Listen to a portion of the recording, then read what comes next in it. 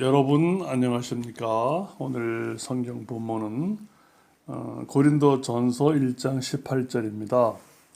십자가의 도가 멸망하는 자에게는 미련한 것이요 구원받는 자에게는 하나님의 능력이라 이렇게 말씀하십니다. 우리가 찬송가에도 십자가로 가까이 나를 이끄시고 거기 흘린 보혈로 정케하옵소서 이런 말씀이 나옵니다. 여러분 십자가로 가까이가 무엇입니까? 십자가 큰 나무 가로 세로 세워놓고 그 옆에서 가서 기대 있으면 됩니까? 우리가 어린 아이라면 그런 상상도 할 수 있겠지만은 이 십자가로 가까이는 찬송가에도 있듯이 몸소 받은 고생도 알게 하옵소서. 우리 예수님께서 어떠한 고생과 어떠한 고생을 몸소 받으셨는가를 우리가 깊이 알게 하시는 것이 바로 십자가입니다.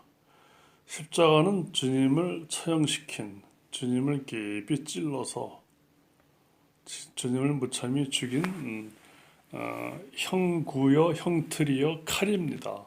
그래서 우리 보고 주님께서 십자가로 가까이 가라 이렇게 얘기하십니다. 오늘 본문 말씀처럼 십자가의 도가 멸망하는 자들에게 미련한 것이요. 그러니까 멸망하는 자들에게는 예수님께서 죽으심이 얼마나 답답해 보이겠습니까? 상상할 수가 없죠, 그들은. 거기 하나님의 아들이 우리의 반역적인 죄를 끌어안고 거기서 무참히 처형당하심을 상상할 수도 없는 것이죠. 그러니까 구원받는 우리에게는 하나님의 능력이라. 왜 그럴까요? 왜 십자가가 능력일까요? 왜 하나님께서는 우리에게 이 세상의 어떠한 것보다 또 어떠한 것과도 비교할 수 없을 만큼 십자가를 아름답다라고 얘기하셨겠습니까? 찬송가 우리 144장에도 아름답다 예수야 나의 좋은 친구 예수 공로 아니면 영원 형벌 받네 이 말씀처럼 그것은 우리가 하나님 앞에 반역된 우리의 뿌리 깊고 죄악된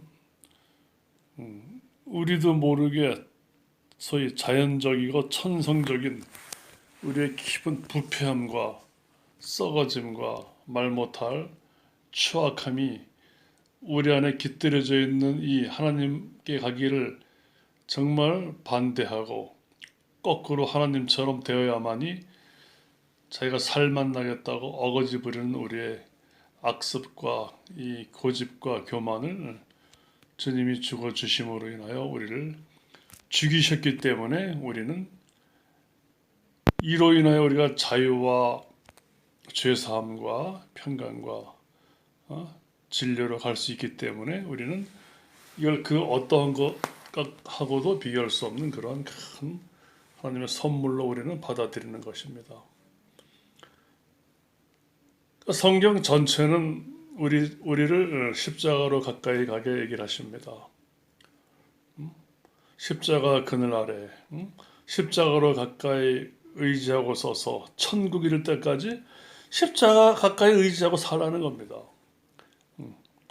또 우리도 살아가면서 주님께서 받으신 고생도 우리도 깨닫고 알게 하라는 겁니다. 또 십자가에 가까이 가면 내가 떨 수밖에 없습니다. 떨 수밖에 없고 거기서 흘러나오는 주님의 영광된 생명과 진리를 우리를 깨닫게 하시기 때문에 그것만 우리 비추시기 때문에 또 거기 흘린 보혈로 정케하옵소서. 십자가는 죽음이기 때문에 죽음은 당연히 주님의 보혈로 주의 죽으심으로 우리를 생활 가운데 일상 가운데 양심에 늘 찔림을 받게 만들어서 하나님 앞에서 범죄할 수 없게 하심을 성령께서 알게 하십니다. 그래서 우리는 이 십자가의 이 도가 얼마나 우리를 유쾌하게 하며 이 세상의 그 어떤 것하고도 바꿀 수 없는 하나님의 귀한 진리이며 선물임을 알게 합니다. 이 십자가를 또 희극화해서 십자가에다 바퀴를 달고 굴리기도 하고 그러지만 그렇게까지 할 필요는 없죠. 이 십자가 어떠한 하나님의 아들이 어떤 죽음으로 우리를 사랑하셨는데 우리가 그걸 보고 그렇게 물건을 만들어서 바퀴를 돌려가면서까지 이렇게 할 필요 없죠. 그러니까 우리가 십자가에 우리가 달린다는 것은 다시는 이 세상에 다시 돌아올 수 없음을 뜻합니다. 그러니까 우리가 십자가에서 죽었다는 건 주님처럼 똑같이 한 방향을 바라보면서 나는 세상과 끝장이 났구나. 이 세상에 대하여 이 육신에 대하여 내가 끝장이 났구나. 이렇게 십자가의 주님의 국론 이걸 받아들이게 합니다. 그래서 내가 세상에 대하여 십자가에 못 박히고 세상도 나에 대하여 십자가에 못 박혔구나. 그래서 우리는 관계가 없는 자가 됩니다. 그렇다고 이 세상을 무시하고 이 세상의 모든 관심을 뒤로 하라는 뜻이 아니라 하나님께서 우리를 사랑하심이 그 어떠한 물리적 조건이나 세상이나 마귀나 육체가 우리를 흔들 수 없음을 주님께서 알게 하시기 때문에 십자가의 아름다움은 또 십자가의 겸손함은 어떠한 오는 세상에 어떠한 큰 유산이 있다 하더라도 이것이 양보할 수 없는 것임을 우리를 알게 하십니다. 그래서 십자가 무한 영광일세. 십자가 무한 영광일세. 그냥 부르는 찬송이 아니라 우리가 십자가 또 우리 주 예수 그리스도 주님의 공로, 주의 죽으심, 보좌, 보혈, 공로, 의로움, 죄사함, 공의, 평강, 자유, 진리 이런 말은 이 세상의 언어가 아닙니다.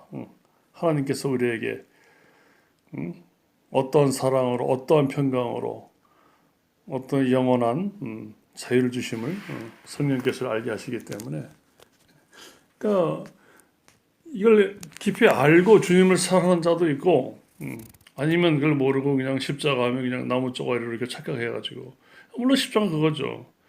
그래서 그 십자가에 가서 무슨 그 십자가에서 이런 그 아이와 같은 그런 수준이 아니라, 주님께서 죽으심으로 인하여 내 자신이 아담을 통하여 범죄했던 하나님을 반역했던 뿌리 깊은 나의 반역성이 그대로 끝이 났음을 너무 감사하며 늘 십자가를 묵상할 때 주님의 공로와 주의 죽으심이 너무 우리에게는 황공하고 죄송하고 떨리고 부끄럽고 설레이고 감사하고 기쁘게 우리를 큰 감동으로 이끄시기 때문에 하나님의 사랑을 우리가 우리 정말 양심상 일생을 통하여 이렇게 외면할 수가 없는 부분이죠. 그래서 성경에서는 그렇게 사도 바울도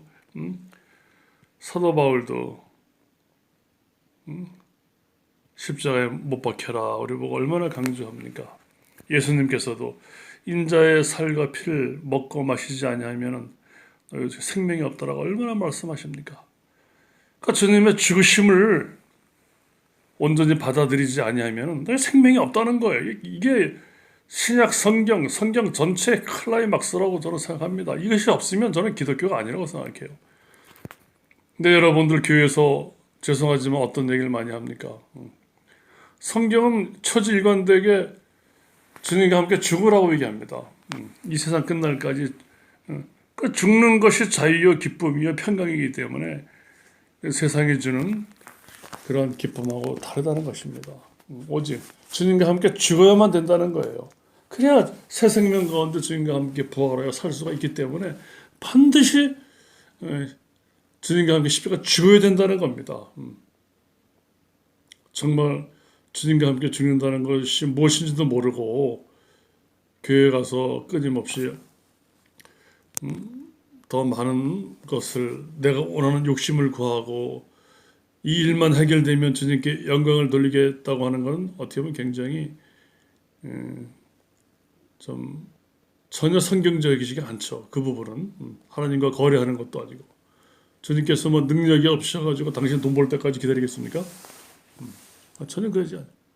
내가 상황이 어떻든 기쁠 때나 슬플 때나 돈 있을 때나 없을 때나 자나 깨나 주님은 늘 뭡니까 말이나 일이나 예수 이름으로 아버지께 영광 돌리러 가지 않습니까? 여러분 세월이 만만치 않습니다. 우리가 세월이 만만치 않고 내 계획과 내 뜻대로 되면은 망합니다. 주님의 뜻대로 돼야 우리는 참된 안식과 기쁨을 누릴 수가 있습니다. 여러분들 훌륭한 선택하시기를 바랍니다.